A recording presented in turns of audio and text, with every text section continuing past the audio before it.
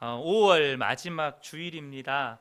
지난 4월 창세기 강해부터 시작하면 2달 동안 가정을 주제로 설교를 이어오고 있습니다. 여러분의 가정 안에서 지난 2달간 선포된 말씀을 통해서 어떤 은혜들을 경험하셨습니까? 선포된 말씀이 여러분의 심령에 뿌리 내리고 또 말씀에 순종하는 삶을 살아서 가정 안에서 변화와 축복의 열매를 경험하는 우리 모든 성도님들 되시기를 예수님의 이름으로 축복합니다. 어느 젊은 목사님이 결혼하기 전에 자녀 교육에 관해서 설교를 했는데 결혼 전에는 그 설교 제목을 자녀 교육의 법칙이라고 정해서 설교를 했대요. 근데 결혼을 하고 애를 낳고 기르면서 똑같은 설교인데 자녀 교육을 위한 권면이라고 제목이 바뀌더래요. 그런데 이 아이가 또 자라서 사춘기가 되니까 그 주제로 설교를 안 하게 되더래요.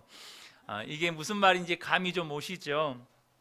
실제로 우리가 자녀를 기르다 보면 부모의 생각처럼 자녀 교육이 안 된다는 것을 우리는 이미 경험 속에서, 우리의 삶 속에서 많이 경험을 해봤죠. 그러나 십자가 복음과 이 진리의 말씀은 지난 2000년 동안 역사 속에서 한 번도 변한 적이 없습니다. 말씀이 바뀐 적이 없어요. 성령님은 끊임없이 우리의 삶 가운데 십자가 복음과 이 진리의 말씀을 붙잡고 사는 모든 사람들에게 역사하셔서 그들의 삶을 변화시키셨고 그들의 가정도 변화시키셨습니다. 여러분, 하나님께서 나를 변화시키셨다면 반드시 그 말씀대로 또 복음의 능력대로 우리의 가정도 변화시키실 것입니다. 하나님께서 저와 여러분을 구원하신 것은 결코 개인의 구원에 끝나지 않고 가정을 향한 놀라운 계획이 있으시다는 것입니다. 사도행전 16장 31절의 말씀입니다. 이르되 주 예수를 믿으라, 그리하면 너와 내 집이 구원을 받으리라. 여러분, 저와 여러분이 예수를 믿어서 구원을 받았습니까? 거기에는 우리가 속해 있는 가정을 향해서도 하나님의 놀라운 구원의 계획이 있으시다는 것입니다. 저와 여러분이 이 말씀을 굳게 믿으시고 저와 여러분의 가정 안에서 하나님의 구원의 계획이 이루어져 가시는 것을 경험하게 되시기를 축복합니다. 여러분, 예수를 믿는다는 게 무엇을 의미하는 것입니까? 내가 정말 죄인이라는 사실을 진정으로 깨닫고 또 회개하고 예수님이 나의 죄를 대신 지시고 십자가에 죽으셨다는 사실을 믿으면 누구나 모든 죄가 사함받고 하나님의 자녀가 되는 축복이 있다는 사실을 믿는 것입니다. 그런데 예수를 믿는 믿음 속에는 또 더 놀라운 비밀이 있습니다. 그것은 우리를 끊임없이 죄짓게 만드는 악한 본성, 그것을 성경은 옛사람이라고 말하고 또 우리는 흔히 그것을 자아라고 표현을 합니다. 이 옛사람이 예수님께서 십자가에서 죽으실 때 예수님과 함께 죽음으로 처리가 되었고, 그런 우리 안에 예수님이 오셔서 우리의 생명이 되시고 우리의 주님이 되셔서 이제는 그 예수님으로 인해서 변화된 삶을 살게 된다는 것입니다. 그러므로 여러분, 누구든지 예수를 믿으면 변화되게 되어 있습니다. 반대로 이야기를 하면 예수를 믿는다고 하는데 내 삶에 변화가 없다면 진짜 믿은 것이 아니라는 의미일 수 있습니다. 여러분, 내가 예수를 믿는 것을 무엇으로 증명합니까? 여러분, 우리가 수요 예배 때 순종에 대한 말씀 나누었잖아요. 내가 예수 믿는 것을 무엇으로 증명합니까? 열매로 증명하는 것입니다. 좋은 나무는 좋은 열매를 맺습니다. 근데 그 좋은 열매가 뭡니까? 바로 말씀에 순종하는 삶이라고 하는 열매라는 것입니다. 그러므로 내 삶에 변화가 없는 것에 대해서 여러분 절대 가벼이 여기시면 안 됩니다. 교회를 다닌 지 10년, 20년이 됐는데 내 삶에 변화가 없다. 그래도 나는 예수 믿으니까 구원 받겠지. 절대 그게 아니라는 것입니다. 말씀에 순종하는 삶이 없는 그 사람은 어쩌면 구원받지 못한 사람일 가능성이 매우 높다는 사실을 저와 여러분이 아셔야 한다는 거예요. 저와 여러분이 술에 술 탄 듯 물에 물 탄 듯 그렇게 변화없는 삶을 살다가 나중에는 돌이킬 수 없는 후회를 하게 된다는 것이죠. 이 믿음의 신비를 가장 분명하고 압축해서 설명하고 있는 성경 구절이 바로 오늘 본문입니다. 사도 바울은 오늘 본문에서 예수를 믿는 것이 무엇인지를 분명하게 고백하고 있다는 거예요. 갈라디아서 2장 20절 우리 다시 한번 보겠습니다. 우리 한 목소리로 읽겠습니다. 시작.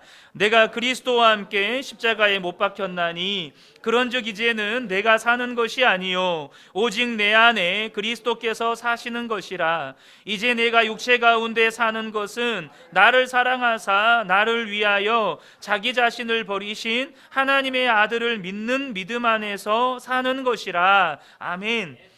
사도 바울이 예수를 믿는 것의 핵심이 뭐라고 말하고 있습니까? 이제는 내가 사는 것 아니다. 여기서 나는 누구예요? 내 자아입니다. 내 옛사람입니다. 죄의 본성에 이끌려서 내가 살고 싶은 대로 살았던 그 나의 옛사람, 그 옛사람 자아는 죽었어요. 그리고 내 안에는 오직 그리스도만 사는 것, 이것이 예수를 믿는 것의 핵심이고 십자가 복음의 핵심입니다.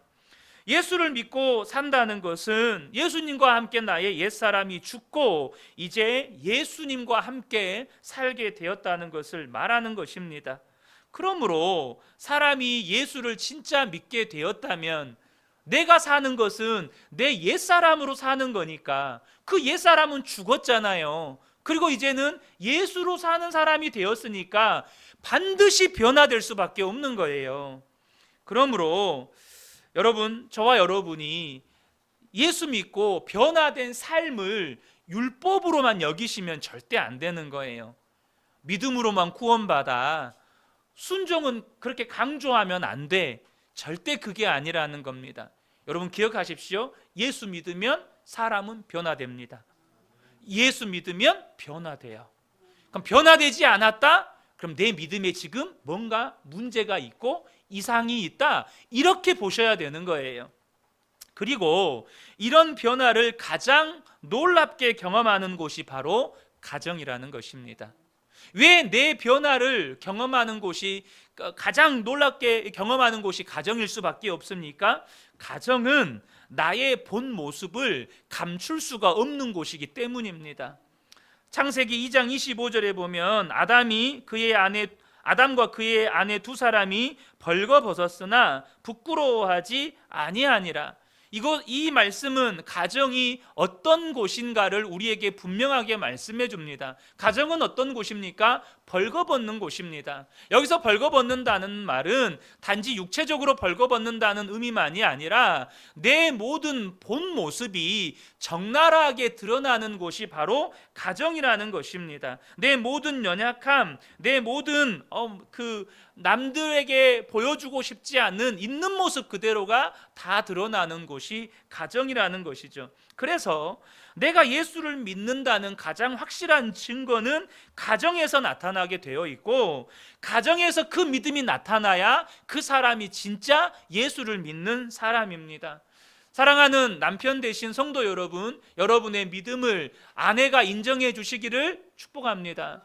사랑하는 우리 아내 되신 성도 여러분, 여러분의 믿음이 남편에게 인정받게 되기를 축복합니다.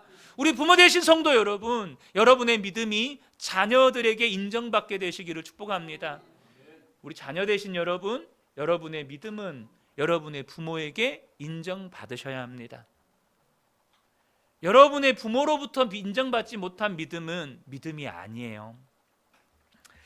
안타까운 것은 성도들 중에 이 정반대 현상이 나타나는 경우가 의외로 많다는 거예요. 무슨 말이냐?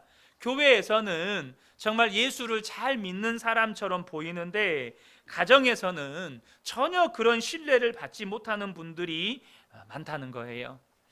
우리 성도님들께 한번 질문해 보겠습니다.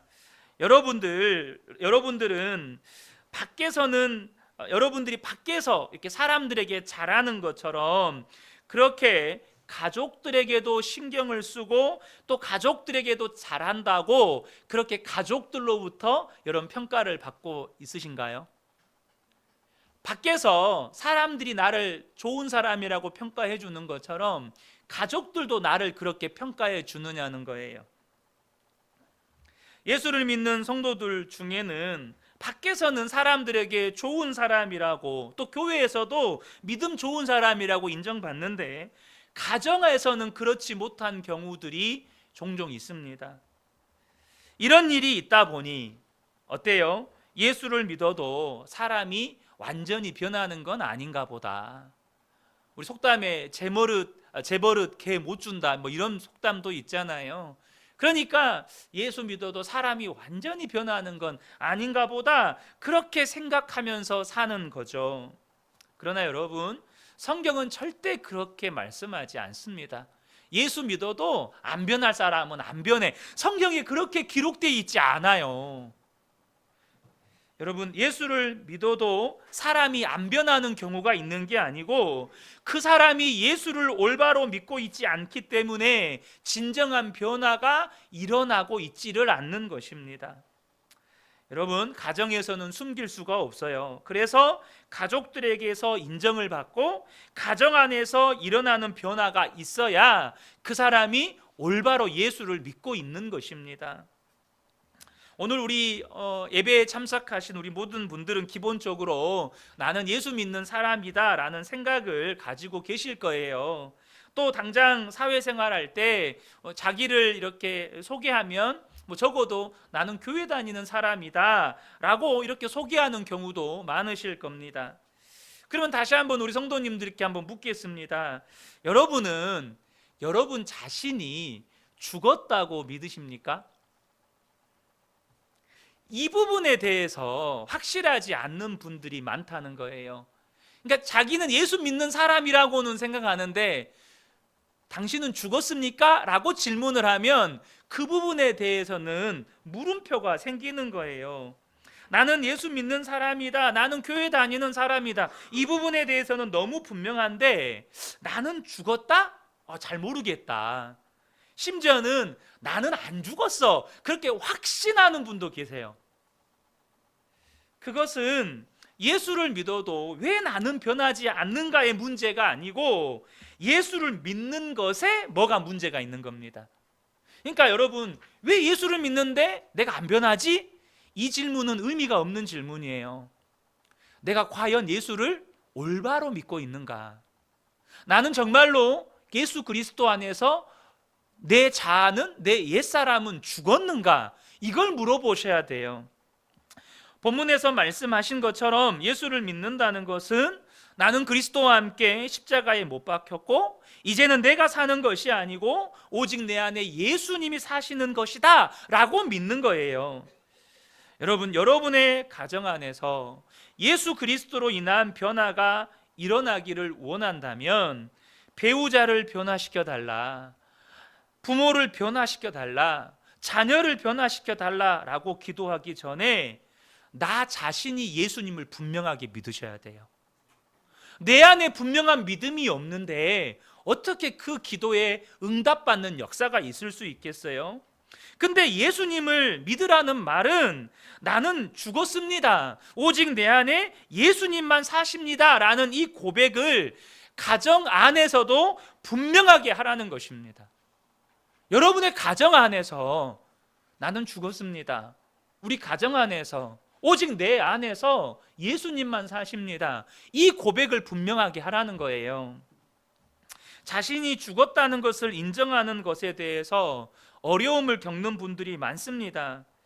그것은 자신이 죽었다는 말씀을 듣기는 했지만 마음으로는 그것을 인정하고 받아들이려는 분들이 받아들이려고 하지 않는 분들이 많다는 뜻입니다.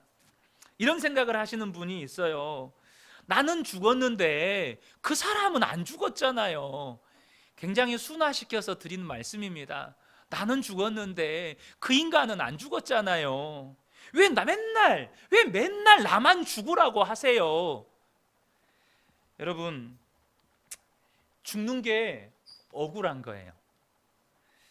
나는 없는 것 같고 내 꿈도 사라지는 것 같고 내가 원하는 것, 내 계획 다 없어지는 것 같고, 그러니까 나는 죽었다라는 이 고백이 기쁨으로 안 나오는 것입니다. 다른 사람들 앞에서, 특별히 나를 힘들게 하는 그 사람 앞에서만큼은 내가 죽었다는 말을 하고 싶지가 않은 거예요. 나에게 아픔을 주고 나에게 고통을 주고 나를 힘들게 하는 그 사람 앞에서만큼은 안 죽고 싶은 거예요. 여러분, 그것은 사도 바울이 왜 나는 죽었습니다 라고 고백하는 이유를 아직도 모르는 것입니다. 여러분, 나는 죽었습니다 라고 나의 죽음을 가정 안에서 고백하게 될 때 비로소 예수님이 가정 안에서 역사하실 수가 있습니다. 여러분, 그 전까지는 주님이 역사하실 수가 없어요. 왜요? 주님은 주님이 아니라 여전히 가정 안에서 손님이거든요. 가나 혼인잔치에서 물이 포도주로 바뀌는 기적이 언제 일어납니까?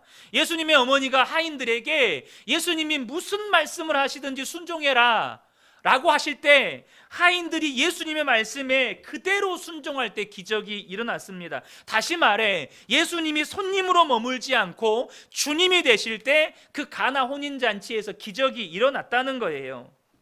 여러분, 저와 여러분이 죽었다는 고백을 하지 못하면 예수님은 우리 가정 안에서 언제나 손님이십니다. 여러분, 손님이 그 가정에서 뭘 할 수 있어요? 물 한 잔도 내 마음대로 마실 수 있습니까? 주인한테 허락받아야지. 그러니까 주님이 뭘 하고 싶으셔도 여전히 그 가정에 내가 주인 되어 있으니까 주인의 눈치를 봐야 되고 주인의 허락을 받아야 되는 거예요. 근데 내가 주인인데 그게 허락이 됩니까? 여러분, 주님이 주님 되시지 않으면 주님은 우리 가정 안에서 아무것도 하실 수 없습니다. 그러나 내가 죽었다고 고백할 때 비로소 예수님이 주님이 되시고 나를 통해서 역사하시는 것입니다. 사람은요, 자기가 얼마나 자기 중심적인지를 잘 모릅니다. 그래서 같은 말도 자기가 듣고 싶은 대로 듣는 경향이 있어요. 제가 사역을 하던 첫 교회에 세 분의 여전도사님이 계세요. 제가 언젠가 한번 이 말씀을 드렸을 거예요. 한 번은 제가 사무실에서 다른 분과 이렇게 전화 통화를 하고 있었는데 통화 중에 상대방과 어떤 숫자가 나왔어요. 제가 그 대화의 내용은 지금 이제 벌써 오래된 일이라 대화의 내용은 정확히 기억이 나지 않습니다. 근데 이제 숫자를 이야기를 했는데 그 숫자를 들은 그 사무실에 있었던 세 분 전도사님의 반응이 정말로 놀랍도록 달랐어요. 무슨 말이냐? 조 전도사님이라는 분이 계셨는데 그분은 그 숫자를 듣더니 내 나이가 70이라고 이렇게 반응을 하시는 거예요. 박 전도사님이라는 분은 내 몸무게가 70이라고 이렇게 반응을 하시는 거예요. 그리고 김 전도사님이라는 분은 내 옷이 77이라고 이렇게 반응을 하시는 거예요. 저는 제가 굉장히 그때 얼마나 지금도 그때의 기분이 생생해요. 너무너무 당황스러웠는데 제 전화 통화를 그분들이 다 듣고 있었다는 것도 놀라웠고 그리고 그 통화의 내용에 그렇게 민감하게 반응하는 것도 놀라웠고, 더 놀라운 것은 그 숫자를 어찌 그렇게 따로 들을 수 있는지는 더 놀라웠어요. 한 분은 몸무게로 듣고 한 분은 나이로 듣고 한 분은 옷 사이즈로 듣는 거예요. 여러분, 말씀을 들어도 자기 중심적으로 내가 듣고 싶은 대로 해석하는 경우가 많다는 겁니다. 그래서 여러분, 얼마나 가정을 향해서 주님께서 놀라운 행복의 비밀이 되는 말씀을 주셨습니까? 아내는 남편에게 순종하고 남편은 아내를 사랑해라. 이것은 가정 행복을 위한 놀라운 비밀이 담겨져 있는 말씀입니다. 그런데 그 놀라운 말씀조차 자기중심적으로 들으면 부부싸움의 원인이 돼요. 그래서 자기중심적으로 해석을 하죠. 당신 오늘 목사님이 남편한테 순종하라는 말 안 들었어? 그러면 아내는 그게 당신이 아내를 사랑하는 거냐? 이렇게 서로 다투는 거죠. 하나님의 말씀 가지고 힘을 받아서 열심히 싸우는 거예요. 가정에 행복을 위해서 주신 말씀조차도 내가 그리스도와 함께 죽지 않으면 싸움거리가 된다는 거예요. 왜 내가 죽어야 됩니까? 우리 자신은요, 문제덩어리이고 죄덩어리이기 때문에 그렇습니다. 어느 선교사님의 표현을 빌리면 죄에 완전히 찌들어 있는 죄의 장아찌가 우리 자신이기 때문에 그래요. 여러분, 저를 따라해 보시겠습니까? 나는 죄의 장아찌이다. 우리는 뼛속 깊이 죄에 물들어 있어요. 여러분, 그거 인정하시나요? 그래서 우리가 죄의 노예였던 거예요. 그래서 우리가 마귀의 노예였던 거예요. 마귀가 끄는 대로 살았던 거예요. 내가 어떤 사람인지는 가정 안에서 가장 정확하게 알게 됩니다. 앞서 말씀드렸듯이 가정은 벌거벗는 곳이기 때문이에요. 그래서 우리가 만약에 가정이 없다면 내가 어떤 사람인지를 몰라요. 저와 여러분이 가정생활을 할 때 중요한 원리가 하나 있는데, 가정생활을 통해서 나 자신을 볼 수 있어야 한다는 것입니다. 아내, 남편, 부모, 자녀를 보지 말고 나 자신을 볼 수 있어야 된다는 거예요. 왜요? 가족들은 나 자신을 보는 거울입니다. 가족은 나를 비춰주는 거울이에요. 제가 결혼해서 가정을 이루지 않았다면 저는 저 자신이 꽤 괜찮은 사람이라고 착각하면서 살았을 거예요. 교회 생활, 또 학교 생활, 사회 생활 할 때 정말 주변 사람들에게, 절대 제 자랑이 아닙니다, 주변 사람들에게 좋은 사람이다, 꽤 괜찮은 사람이다, 능력 있고 성실한 사람이다, 여러분 그런 칭찬 많이 받고 살았습니다. 여러분, 그러다 보니까 저 스스로가 그래 나는 꽤 괜찮은 사람이지, 이런 착각을 했던 거예요.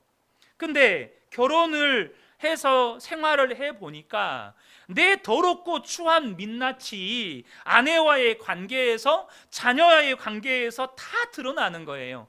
내가 얼마나 죄가 많은 사람이고, 내가 얼마나 이기적이고 자기중심적이고, 내가 얼마나 혈기가 많은 사람인지 가정 안에서 다 드러나는 거예요. 그로 인해서 가족들도 힘들고 나도 힘들고. 근데 더 놀라운 건 그걸 스스로가 잘 받아들이려고 하지를 않더라고요. 여전히 내가 꽤 괜찮은 사람이라고 끊임없이 나를 세뇌시키려고 하더라고요. 그래서 여러분, 가족은요, 나의 실체를 보여주는 거울입니다. 만약에 자녀들 때문에 자녀들에게 화를 냈다면, 물론 자녀들이 잘못한 것이 있겠죠. 자녀들이 잘못한 것이 없다는 말이 절대 아닙니다. 그러나 그것은 내가 이 정도 가지고 화를 낼 수밖에 없는 그런 존재구나, 이걸 보여주는 거울이라는 거예요. 내가 이 정도도 받아주지 못하고 큰 소리치는 사람이구나 라는 걸 보여주는 거울이라는 거예요. 남편과 아내 사이에 불평과 불만이 있다면 나는 이 정도 가지고도 원망하고 불평하는 수준의 사람이구나 라는 것을 보여주는 거울이라는 것입니다. 하나님은 우리가 가정 안에서 겪는 모든 일들을 통해서 우리가 어떤 사람인지를 보여주신다는 거예요. 내가 어떤 사람인지를 보지 않고 부모가 어떻고 자녀가 어떻고 남편이 어떻고 아내가 어떻고 하면 그 가정의 문제는 절대 해결되지 않습니다. 그 가정에는 절대 변화가 일어날 수 없어요. 내 모습을 보지 못하는데 어떻게 변화가 일어나요? 내 병이 뭔지를 모르는데 어떻게 치유를 합니까? 그렇지 않습니까? 내 병이 뭔지를 모르는데 어떻게 치유를 받냐고요. 내가 어떤 사람인지를 보았다면 왜 성경이 십자가 복음을 말하면서 나는 죽었습니다 라고 말하게 하는지를 분명하게 알게 됩니다. 사도 바울이 이제는 내가 사는 것이 아니요 나는 죽었고 오직 내 안에 예수님만 사십니다 라고 했던 이 고백은 사도 바울의 삶의 기적의 시작이었고 하나님의 역사의 시작이었습니다. 여러분, 나의 실체를 안다면, 내가 죄의 덩어리라는 것, 뼛속 깊이 죄에 찌들어 있는 죄의 장아찌라는 것을 알면 나의 죽음은 복음이에요.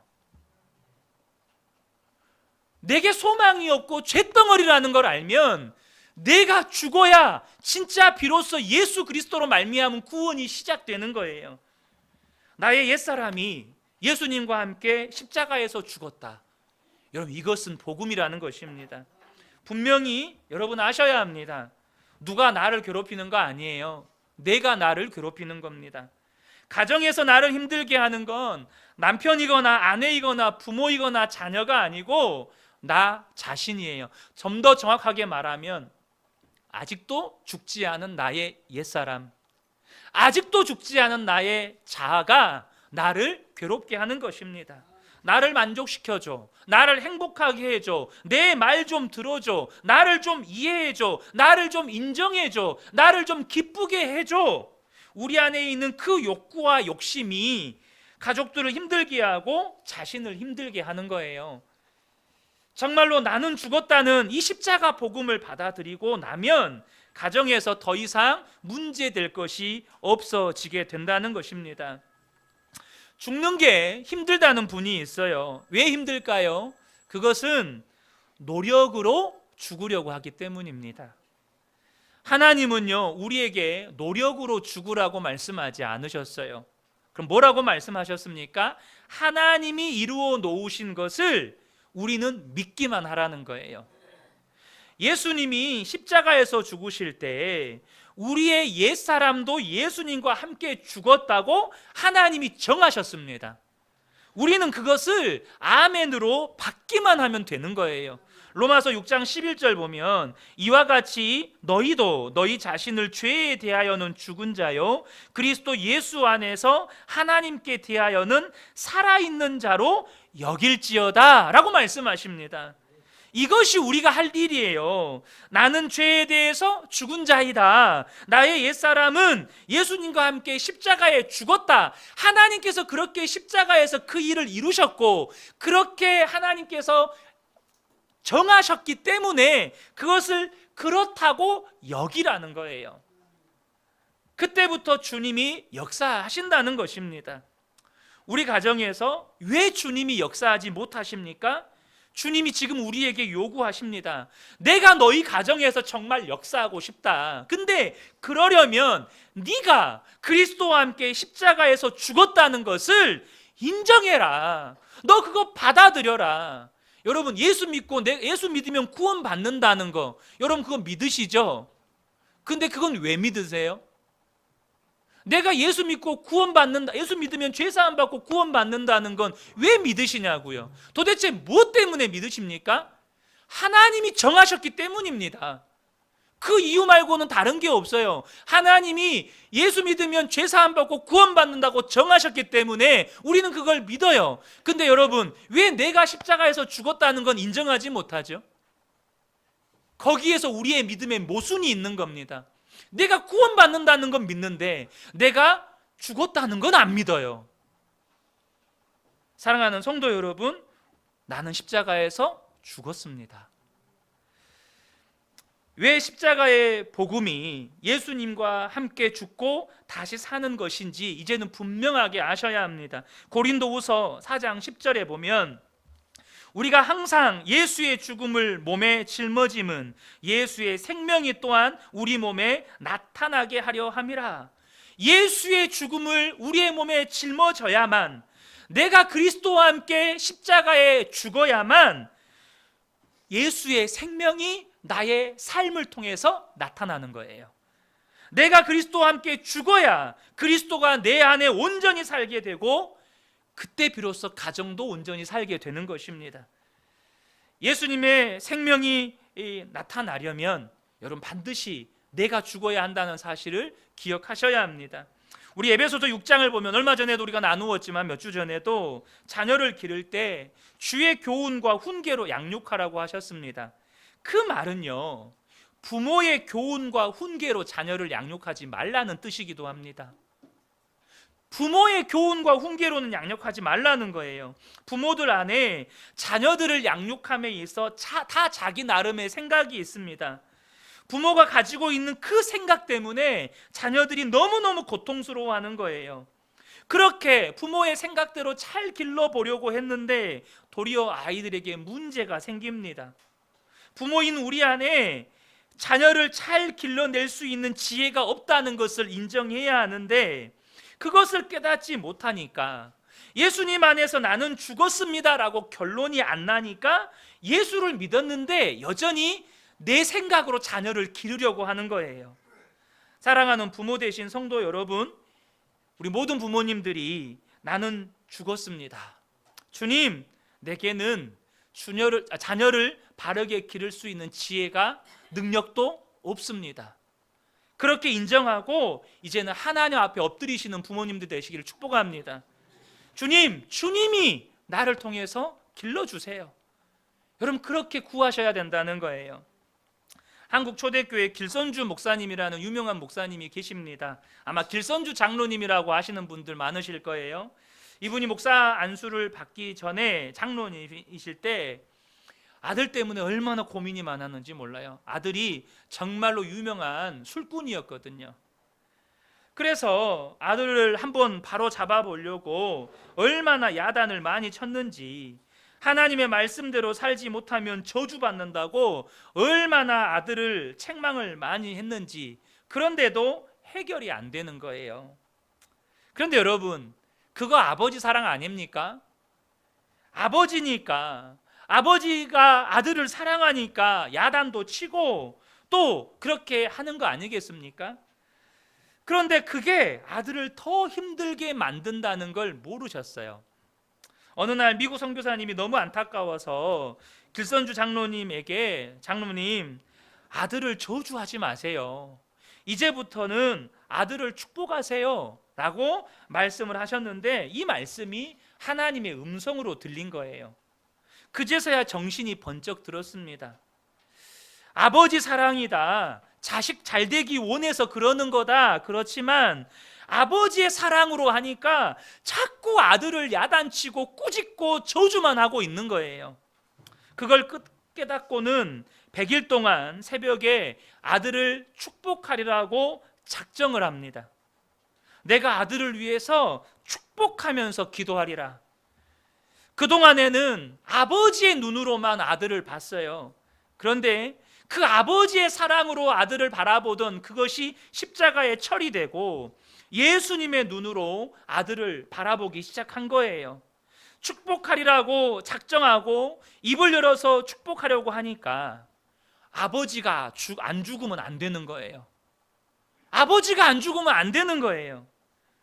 그래서 예수님의 눈으로 볼 때, 아버지의 눈으로 볼 때는 너무나도 절망적이고 소망이 없고 문제덩어리인데, 예수님의 눈으로 보니까 그 술꾼인 아들도 놀라운 하나님의 계획이 있고 또 기적이 있을 것이고 하나님이 못하실 일이 없을 것이고 하나님이 반드시 변화시켜 주실 것이라고 믿어지는 거예요. 그래서 새벽마다 그 술주정뱅이 아들을 향한 축복의 기도가 터져 나오는 겁니다. 그렇게 100일 동안 아들을 향한 축복 기도를 하셨대요.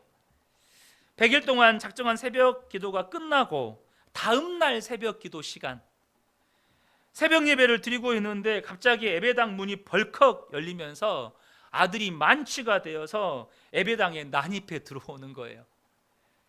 그러고는 예배 드리는 그 성도들 한복판에 털썩 주저앉더니 아들이 대성통곡을 하는 거예요. 그리고 아들이 변화가 됩니다. 사랑하는 성도 여러분, 아내의 눈으로 남편을 보지 마세요. 남편의 눈으로 아내를 보지 마세요. 부모의 눈으로 자녀를 보지 마세요. 또 자녀의 눈으로 부모를 보지 마세요.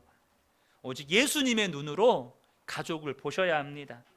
그러므로 이제부터는 예수님의 눈으로 가족을 볼 수 있도록 여러분 은혜를 구하십시오. 그리고 우리 가정 변화시켜 주세요, 우리 가족 변화시켜 주세요, 그렇게 기도하지 말고, 주님, 저는 죽었으니 이제는 주님이 나를 통해서 내 남편 만나 주시고 내 아내 만나 주시고 내 자녀들 만나 주십시오. 나를 주님께 드리겠으니 주님, 나를 사용해 주십시오. 그렇게 주님께 나를 내어드리는 것이 정답입니다. 이제는 이 십자가 복음이 가정에서부터 적용되어야 합니다. 혹시 지금 남편이나 아내에게 또 부모님이나 자녀들에게 불만인 분들 계십니까? 그러면 혹시 남편이나 아내가 혹은 부모나 자녀가 예수님이면, 내 남편이 예수님이라면, 내 아내가 예수님이라면 여러분 행복할 것 같으세요? 그런 생각 해본 적 있으시죠? 내 남편이 예수님이면 정말 좋겠다. 내 아내가 예수님이면 정말 좋겠다. 그런데 여러분, 그거 착각하시는 거예요. 무슨 말이냐? 십자가에서 나의 옛사람이 처리되지 않으면 예수님과 함께 살아도 예수님이 불만불평이에요. 내 자아가 십자가에서 처리되지 않으면 그 예수님께도 원망하고 불평해요. 그것을 광야 이스라엘 백성들이 보여줍니다. 이스라엘 백성들이 애굽에서 종노릇 하던 옛사람이 처리가 안 되니까 그 좋으신 하나님이 애굽에서 구원하여 가나안으로 인도하시기 위해서 광야로 이끄실 때 뭐 때문에 하나님을 향해 원망하고 불평합니까? 물이 없다고, 먹을 것이 없다고, 고기가 없다고. 나중엔 그 모든 것 채워주셔도 이 핑계 저 핑계 대면서 불평 불만하다가 광야에서 다 죽어나갔습니다. 뭐 때문에요? 내 자아가 죽음으로 처리가 되지 않으니까 하나님과 함께 살아도 그 하나님을 향해서 원망과 불평이 끊이지가 않는 거예요. 여러분, 나는 죽었습니다라는 고백이 분명하지 않으면 주님은 우리 가정에서 아무것도 하실 수가 없습니다. 많은 사람들이 여전히 착각하는 게 있어요. 뭡니까? 아직도 자신이 꽤 괜찮은 사람이라고 생각하는 거예요. 그런데 여러분, 주님이 보실 때도 그럴까요? 여러분, 주님이 보실 때는 우리 자신에게 건질 게 아무것도 없어요. 그러니까 죽으라는 거예요. 내가 너를 볼 때는 너에게는 건질 게 아무것도 없어. 그래서 너는 죽고 네 안에 예수가 살아야 네가 진짜 구원받는 거야 라고 말씀하시는 것입니다. 주님이 우리에게 나는 죽고 예수로 사는 복음을 주신 것은 우리 힘으로 할 수 없는 가정의 변화를 주님이 이루시겠다는 것입니다. 이것이 우리 모든 성도님들에게 주신 약속이고 축복입니다. 어느 누군가에게만 주신 약속 아니에요. 우리 그 은혜교회 모든 성도님들이 경험해야 할 축복입니다. 이 은혜가 우리 모든 성도님들의 가정에 임하시기를 예수님의 이름으로 축복합니다. 아멘.